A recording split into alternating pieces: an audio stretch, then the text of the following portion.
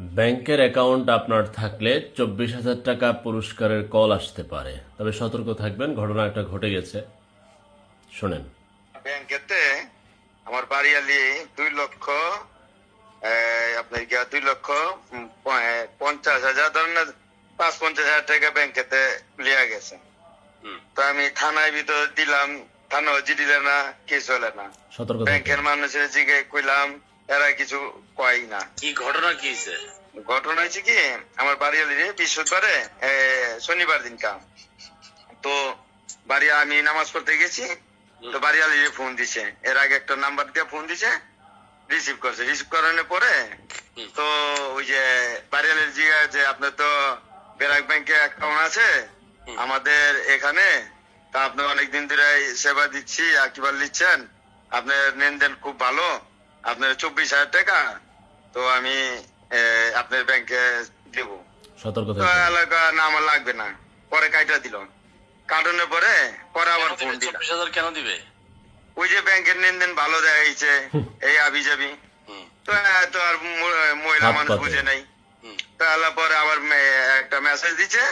Message দিয়ে পরে এরপরে বাড়িয়ালির কথা জানতে, ম্যাডাম ওই যে আপনার একটা নাম্বার পাঠাইছি, নাম্বারটা কি ঠিক আছে নি? তো বাড়িয়ালি আবার সরল সোজা মানুষ, ঠিক আছে এত এত নাম্বার, ঠিক আছে। পরে জিগাইতেছে আর ব্যাংকেতে অ্যাকাউন্টে টাকা লিখতেছে। কিভাবে নিল এরা আবার না। পরে আমি নামাজ পড়ে এলাম, বাড়ির বললাম তা এরি বুকা, এরি কোনো না, এরি খামাগে ফাও। তো এলা পরে 5 দিনকার সকাল আমরা মোবাইলে অ্যাকাউন্ট চেক করে দেয়, টাকা নাই মোবাইলে। তাহলে ব্যাংকে গেলাম দৌড়াইয়া, ব্যাঙ্গালারে বললাম যে স্যার এই ঘটনা, আপনার কি কোনো পিন নাম্বার দিচ্ছেন নি? পিন নাম্বার তো দিই নাই, কিন্তু আর একটা নাম্বার দিয়েছিল। ওই নাম্বারটা দিয়ে বললো যে এটার নাম্বারটা কি ঠিক আছে নি ম্যাডাম, দেন তো। হ্যাঁ খালি গুলো, হ্যাঁ ঠিক আছে। এইটুকু কনের পরতে মনে করেন যে টাকাটা চলে গেল। তো এখন ব্যাঙ্গালোর যদি ব্যাঙ্গালোর কয় কেটা আপনারা কোড নাম্বার দিয়েছেন। ব্যাংকের অ্যাকাউন্ট থেকে টাকা কি চেক ছাড়া উঠাইছে কিভাবে? হ্যাঁ হ্যাঁ, এটাই তো বলতে পারতাছি না। মানে এরা কইতো যে হ্যাকারে লিয়ে আছে, হ্যাকারে লিয়ে আছে। হ্যাকারে কেমনে লিব? আপনাদের কোনো কার্ড আছে? Debit card? না না না না কার্ড আছে? না না, এই কোনো কার্ড নাই। কোনো কার্ড নাই? ব্যাংকের ম্যানেজারকে জিজ্ঞেস করলে না যে আমার কোনো কার্ড নাই, তে আমার অ্যাকাউন্টে টাকাটা কি গেছে কিভাবে? তো আরো বললে করে হ্যাকারটা লিখছে। আপনার যখন এই যে 7টা নাম্বার দিছে না, হ্যাঁ, তো 7টা নাম্বার বলছে পরে আর হ্যাকারটা বলে কাজ করছে। তাই তখন তো আপনার কি অফিস বন্ধ থাকে, শনিবার অফিস বন্ধ থাকে, টাকাটা লিল কেমনি? টাকাটা লিছে একবার লিল 49,000 টাকা 999 টাকা, মানে সিরিয়াল ভাবে টাকা গুলা লিল। তো থানাও জানিলাম, থানাও কেস লিতে আছে না।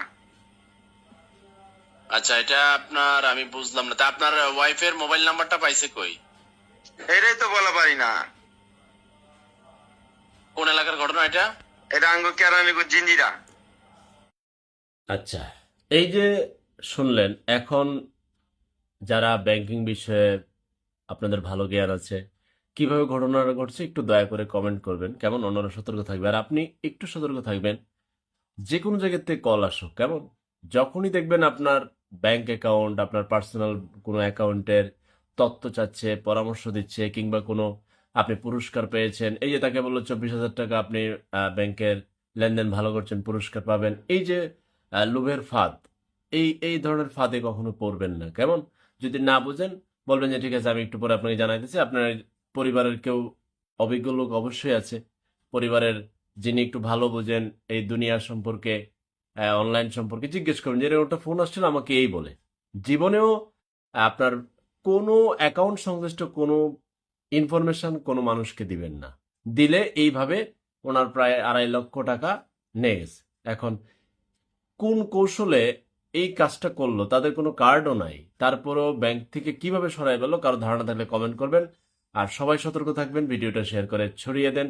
আর ব্যাংক কর্তৃপক্ষদেরকে বলবো যে একটা মানুষের অ্যাকাউন্ট থেকে ধাপে ধাপে টাকা নিয়ে যাচ্ছে, আপনাদের অনলাইন সিকিউরিটি আরও বাড়ানো উচিত। না হলে তো মানুষ এখন ব্যাংক অ্যাকাউন্টে টাকা, একটা ফোন আসলো, কারে কি করলো কেউ তো বুঝেই না। ঘটনার ঘটার পরে আলোচনা সমালোচনা হয়। আপনারা একটু শেয়ার করে দিন।